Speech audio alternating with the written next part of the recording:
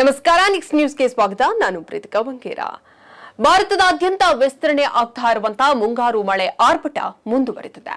ಮುಂದಿನ 3-4 ದಿನಗಳಲ್ಲಿ ಮತ್ತಷ್ಟು ಮಳೆ ಆಗುವಂತಹ ನಿರೀಕ್ಷೆ ಕೂಡ ಇದೆ ಎಂದು ಹೇಳಿರುವಂತಹ ಭಾರತೀಯ ಹವಾಮಾನ ಇಲಾಖೆ ಹಲವು ರಾಜ್ಯಗಳಿಗೆ ಆರೆಂಜ್ ಮತ್ತು ರೆಡ್ ಅಲರ್ಟ್ ಎಚ್ಚರಿಕೆಯನ್ನ ನೀಡಿದೆ.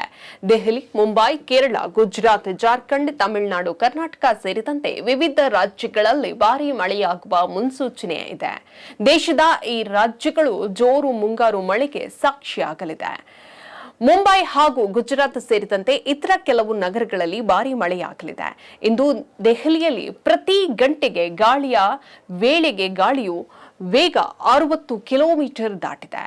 ದೆಹಲಿ ಭಾಗದಲ್ಲಿ ಮುಂದಿನ 2 ದಿನ ಸಾಧಾರಣದಿಂದ ಭಾರೀ ಮಳೆಗೆ ರಸ್ತೆ ಸಂಚಾರ ಸಮಸ್ಯೆ, ಇನ್ನಿತರ ಸಮಸ್ಯೆಗಳು ಎದುರಾಗಬಹುದು.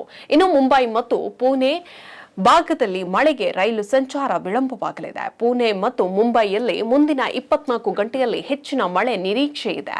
ಮಳೆ ಪ್ರವಾಹ ಮುಂಜಾಗ್ರತಾ ಕ್ರಮವಾಗಿ ನವಿ ಮುಂಬೈ, ಪುಣೆಯಲ್ಲಿ ಶಾಲೆಗಳಿಗೆ ರಜೆ ಘೋಷಣೆ ಮಾಡಲಾಗಿದೆ. ಇನ್ನು ಕರ್ನಾಟಕದಲ್ಲಿ ರಾಜ್ಯದಲ್ಲಿ ಮುಂದಿನ 3 ದಿನ ಮಲೆನಾಡು ಹಾಗೂ ಕರಾವಳಿ ಭಾಗದಲ್ಲಿ ಸಾಧಾರಣದಿಂದ ಭಾರೀ ಮಳೆಯಾಗಲಿದೆ. ಒಂದೆರಡು ಜಿಲ್ಲೆಗಳಿಗೆ ರೆಡ್ ಅಲರ್ಟ್, ಕೆಲ ಜಿಲ್ಲೆಗಳಿಗೆ ಆರೆಂಜ್ ಹಾಗೂ ಯೆಲ್ಲೋ ಅಲರ್ಟ್ ಅನ್ನು ನೀಡಲಾಗಿದೆ. ಮುಂದಿನ 3 ದಿನಗಳ ನಂತರ ಮಳೆ ಕಡಿಮೆ ಆಗುವ ಸಾಧ್ಯತೆ ಇದೆ. ಬೆಂಗಳೂರಿನಲ್ಲಿ ಇಂದಿನಿಂದಲೇ ಮಳೆ ಇಳಿಕೆಯಾಗಿದೆ. ಇನ್ನು ಹಿಮಾಚಲ ಪ್ರದೇಶದಲ್ಲಿ ಕೆಲವು ಜಿಲ್ಲೆಗಳಿಗೆ, ಕೋಲ್ಕತಾ, ಅಸ್ಸಾಂ, ತಮಿಳುನಾಡು, ಜಾರ್ಖಂಡ್ ಸೇರಿದಂತೆ ವಿವಿಧ ರಾಜ್ಯಗಳ ಹಲವು ಜಿಲ್ಲೆಗಳಲ್ಲಿ ಸಾಧಾರಣದಿಂದ ಭಾರೀ ಮಳೆಯಾಗಲಿದೆ. ಒಂದಷ್ಟು ಕಡೆಗಳಲ್ಲಿ ಅತ್ಯಧಿಕ ಮಳೆ ನಿರೀಕ್ಷೆ ಕೂಡ ಇದೆ. ಹೀಗಾಗಿ ಯೆಲ್ಲೋ ಅಲರ್ಟ್ ನೀಡಲಾಗಿದೆ. ಇತ್ತೀಚೆಗೆ ಸುರಿದಂತಹ ಭಾರೀ ಮಳೆಗೆ ಸಾಕಷ್ಟು ಅವಘಡಗಳು ಸಂಭವಿಸಿದ್ವು. ಅದೆಲ್ಲ ಮಾಸುವ ಮುನ್ನವೇ ಮುಂಗಾರು ಆರಂಭವಾದ ಬಳಿಕ 2 ಬಾರಿಗೆ ಬಿರುಸಿನ ಮಳೆ ಸುರಿಯಲಿದೆ ಎಂದು ಹವಾಮಾನ ಇಲಾಖೆ ಮುನ್ಸೂಚನೆಯನ್ನ ನೀಡಿದೆ.